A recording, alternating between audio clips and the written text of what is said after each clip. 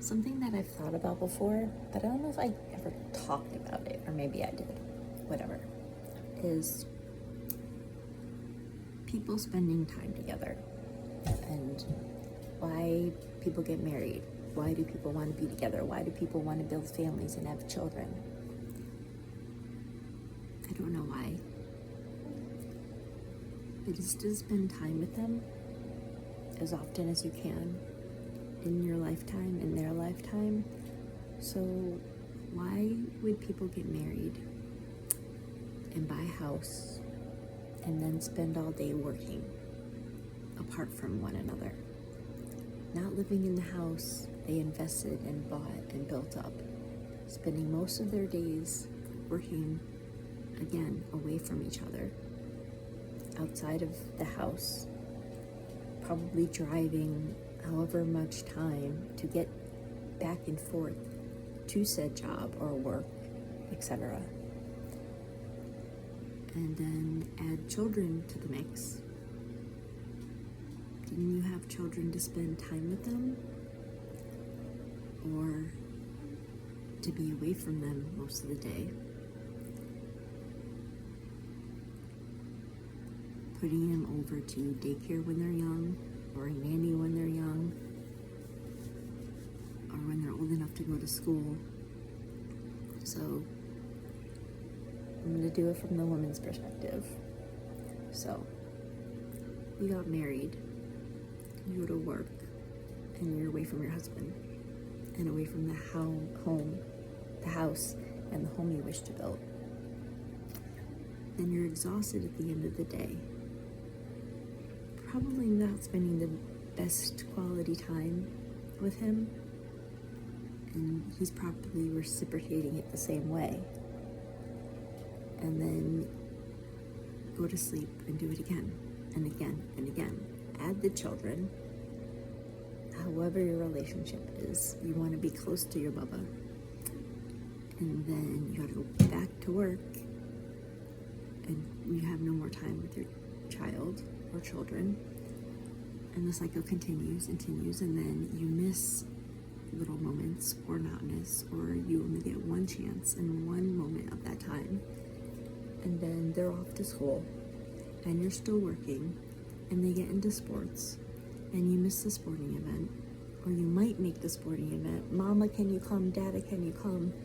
Or band, or a rock show, or a violin solo, or, a theater performance. And you save, plan for the one vacation that you might get a year that you have to ask time off for, and the cycle continues, and then 18 years later they're leaving home or whatnot, and you finally get to catch up with yourself, and you're however old you are, and you look back and you're like, I missed my life. I was taught and I accepted all this stuff, and I missed my life because I was following directions, following the herd, following the way it's supposed to be, and I missed my life. There were moments of happiness somewhere, but I can't seem to remember them. Yes, life is from living now. And what can we build? What can we build and create? The possibilities are infinite and limitless, and spend time with the people we had the desire initially to spend time with, or walk away from when we want to create space. Not be exhausted filling in and doing XYZ so we can do XYZ rather than live now, rather than support ourselves now and do things and ask for the money and receive the money and build a business if you want, create life, know that you exist, acknowledge other people's existence, because they are you and you are them, and we get to build together, not worry about or think about what we've been taught to accept or what out there is feeding us.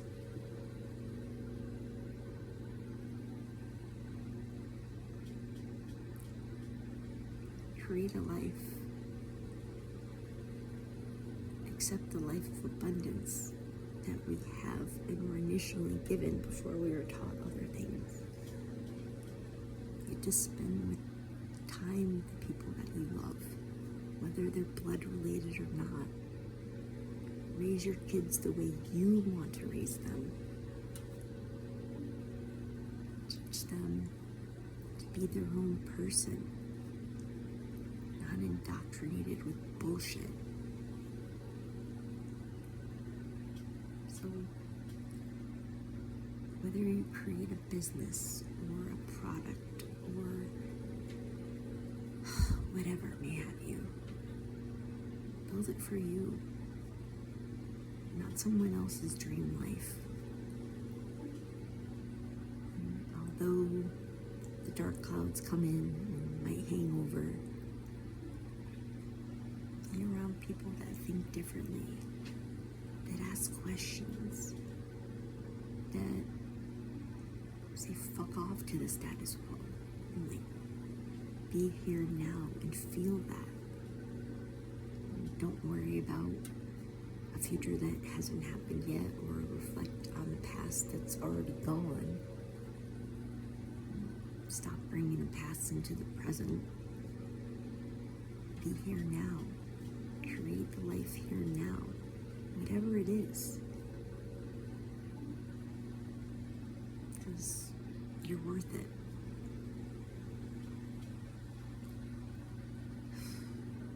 Yeah, I struggle to believe I'm worth it. Anything after I am.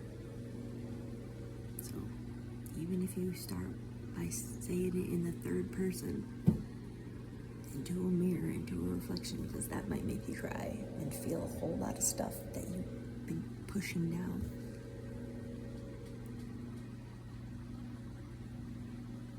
Get busy living. Appreciate yourself.